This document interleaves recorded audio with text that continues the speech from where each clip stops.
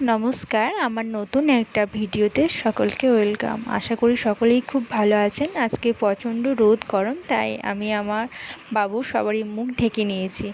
আজকে আমি, বাবু, ওর বাবা, বাপি, মা সকলে আজকে আমাদের গ্রামের বাড়ি যাচ্ছি। কারণ আজকে তো জন্মাষ্টমী, বাড়িতে আমাদের গোপাল আছে, পুজো হবে, তাই আমরা সবাই আজকে বাড়ি যাচ্ছি। তাছাড়া অনেক দিন বাড়ি যাওয়া হয়নি, আমাদের গ্রামের বাড়ি, তাই মা বলল চলো বাবুকে নিয়ে যাই, ওকে একটু প্রণাম করিয়ে আনি। তাই আমরা বেরিয়ে পড়লাম। এখানে দৃশ্যটা বেশ খুব ভালো লাগছে, তাই আমি একটু ভিডিও করতে করতে যাচ্ছিলাম। ভিডিও করতে করতে আমরা জ্যামে আটকে পড়েছিলাম ভীমগড়ে। সেখানে যখনই বাড়ি যাই এই জায়গাটায় আটকে পড়ি। আজকে তো প্রচণ্ড গরম আর প্রচণ্ড রৌদ্র, বাবুর খুব কষ্ট হচ্ছিল। যতবারই আমরা বাড়ি যাই এখানে ঠিক আমরা আটকে পড়ি এই জ্যামটায়। তারপর আমরা তো বাড়িতে পৌঁছেই গেছি। এই আমাদের বাড়ির রাস্তা, আমরা চলে এসেছি আমাদের গ্রামের বাড়িতে। এটা হলো আমাদের বাড়ি, এটাই হলো আমার আসল শ্বশুরবাড়ি। আমার বাপির ডিউটির জন্য আমাদেরকে কলোনি থাকতে হয়, আসল বাড়ি হলো এটাই। যাওয়ার সাথে সাথে ও দিদিভাইরা ওকে নিয়ে ব্যস্ত হয়ে পড়েছে খেলার জন্য।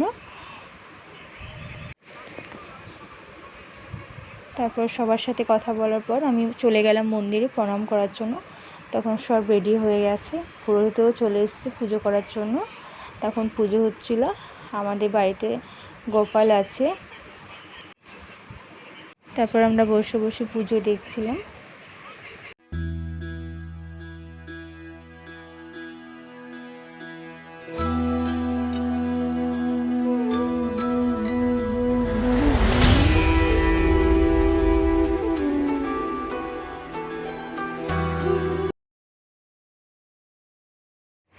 আমাদের বাড়িতে গ্রামে অনেকেই পুজো দিতে আসে, সবাই মিলে এখানে বসে বসে পুজোও দেখছিল আর গল্পও করছিল।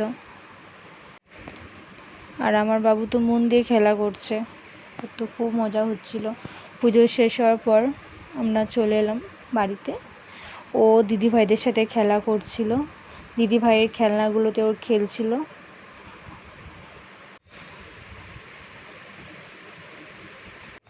তারপর ওকে বললাম যে অশনে তাকাও, ছবি তুলবো। কি পোজ দিচ্ছিল দিদিভাইদের সাথে, তাই ওদের সবারই ছবি তুলে দিচ্ছিলাম। তারপর আমরা কিছু খাবার খেয়ে নিলাম। খাবার খাওয়ার পর তারপর বেরিয়ে পড়লাম। যাওয়ার আগে সবার সাথে কথা বলছিলাম, বাবুর সাথে সবাই কথা বলছিল। তারপর আমরা বেরিয়ে গেলাম।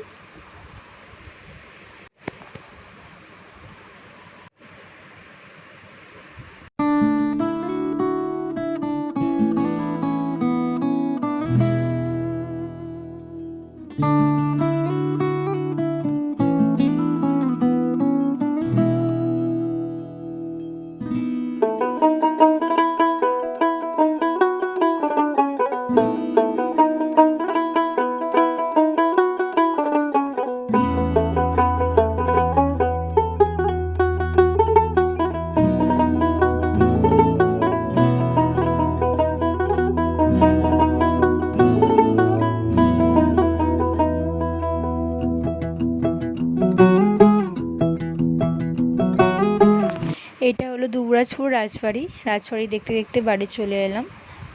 বাস ভিডিওটা এখানেই শেষ করলাম, কারণ বাবু সামনে আছে, ওকে নিয়ে ভিডিও করতে খুবই অসুবিধা হচ্ছে, তাই ভিডিওটা আমি এখানেই শেষ